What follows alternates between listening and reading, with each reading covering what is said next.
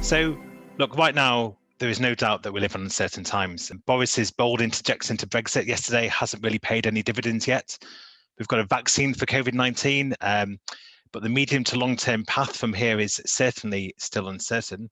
I've been on various meetings within my CFO community, and I've seen everything from V-shaped recessions through to Nike tick recessions, and even a K-shaped recession within there. So there's no doubt that actually right now the landscape is very uncertain ahead of us. And in these times, what every company really needs is an agile, flexible workforce.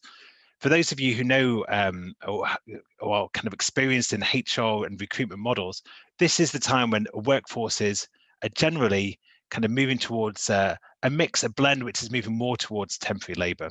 Okay, so we're in that sort of market right now where actually contract resource is heavily in demand, and we're seeing that uptick coming through right now.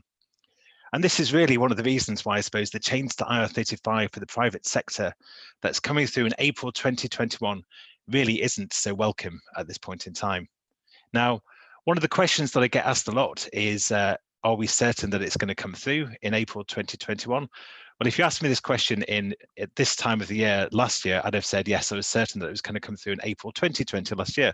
But things do change rapidly. The consensus view across lawyers, financial firms, APSCO, and others is that this will go ahead. My personal view is that as long as there's no national lockdown, I expect it to go ahead. And even if it didn't, I think it would just be a delay rather than anything else. Now, there has been an error spotted in the legislation. And this does mean that it needs to go back through the House of Commons, but don't expect there to be any significant changes, right? So be prepared is my message.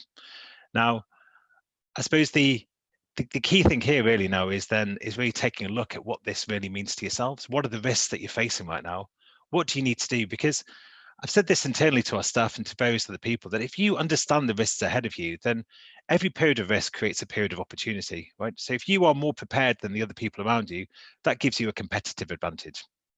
Now, I don't know many of you on the call, so I'm not sure what the level of knowledge about IR35 is. So I don't want people to suck eggs if they know things pretty well so far.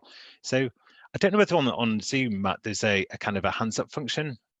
But it'd be interesting just to know who's got, who would say that they've got, I'm going to go the other way around, who'd say that they've got a low level of understanding of IR35? Okay, I'm taking that as nobody. A high level of understanding of IR35? Okay, so a mix within there. Okay, but nobody at the low end, right? So I'm going to tailor it. So, okay, I'm not going to go down into the nitty gritty of detail. I'm going to keep this relatively high level. Okay, so before we go into the risks right now, so as Matt mentioned before, these rules have been around for a long time. They've been around since 1999, a long time. Now, the path from there has been that there's about 90% of people who are covered by the intermediaries regulations who basically currently state that they're outside, right? And the government's saying, well, actually, that's just not true, is it? And they've looked at companies and they've looked at agencies like ourselves and said, well, come on, guys, you need to do your bit in this process. It can't be for us to do this because we can't change every individual.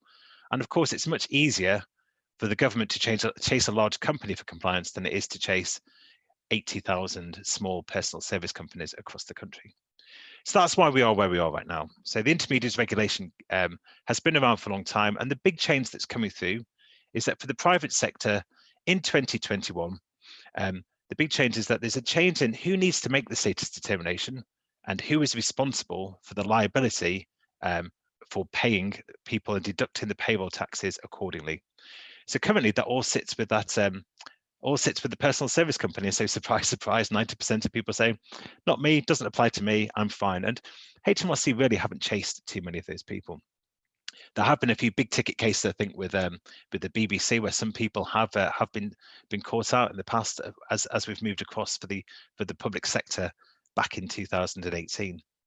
So the big change is that you guys are going to have to do the status determination tools assessment as clients, and the risk for the payment being incorrect, as long as you've taken reasonable care, passes through to whoever is paying, the fee payer, whoever is paying the individuals or the personal service company. So a big change that comes through within there. So I'm going to tailor this more towards a client perspective and a client view on things. So I've got here 4 risks on this slide: financial, operational, legal, and reputational. So let's take a look at the operational risks first of all. So we kind of went through a dry run of this last year as we were looking through IR35, and we got a good feel for, I suppose, what was happening within companies. Now, I want you to imagine a scenario where you've got a large project on, you've got 10 people working on that project. It's a big project that's coming through. You've got 10 people working on the project. They've been working with you maybe for a couple of years on this large scale project, and they're all currently outside on IR35. So you get into the point in time, and actually you've made a status determination, and you say, actually, guys, you're actually all inside IR35.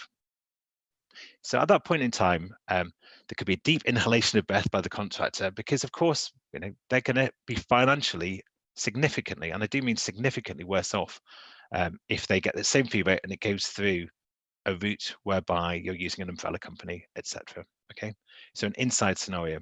So in that scenario, that those contractors might say, well, actually, you know what? Thank you, but no thank you. I'm only looking for outside roles because actually I'm just not going to get paid enough. And you know what? I know that there's some other roles outside in other places which are outside IR35. I'm going to move to those ones instead. So that's one risk. You could lose people within there.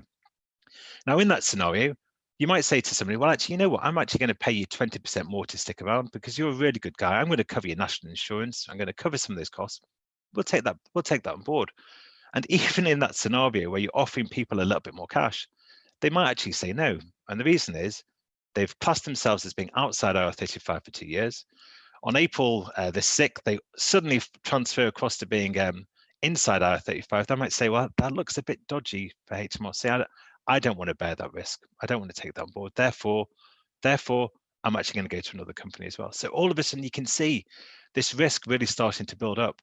And then also within there, what we really saw last year, was that people who were kind of dithering in their decision making and not making status determinations, they started to lose talent. Okay, so people basically from kind of January, February, in fact from December onwards last year, the contractors were saying, is this inside or is this outside IR35? And companies weren't making those determinations. They really weren't making those determinations fast enough. And so talent left. They said, well, unless you can tell me, I'm going, right? And so they left. And that is a real operational risk you've got to look at. So by managing and following some of the instructions that Matt and other people can provide for you, you'll have a much better operational outcome if you put some basic planning into place. The financial risks are obvious, right? You might need to pay people a little bit more in some places. You might actually have a large liability if you don't comply with the legislation, right? So, and we're not talking small amounts here. If you've got a large project with 10 people on it, you're paying them £100,000, £1 million going out the door every year, you could be bearing about 300,000 to £500,000 of risk coming through each year of that project on these PAYE fees if you aren't compliant. That is huge money, right? These are big financial risks we're looking at. The legal risks are all about taking reasonable care, right? For you doing the right things, taking that reasonable care and making sure that you've covered yourselves off in the right sort of way and are complying within there. So all of these link together, of course. Now, of course, there is that reputational piece as well.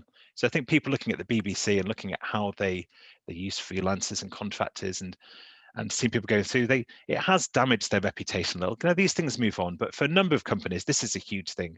And it's one of the reasons the financial and the reputational risks are one of the big reasons why the banks especially actually put in their blanket rule effectively that they wouldn't use personal service companies. Okay, so some people have taken those decisions.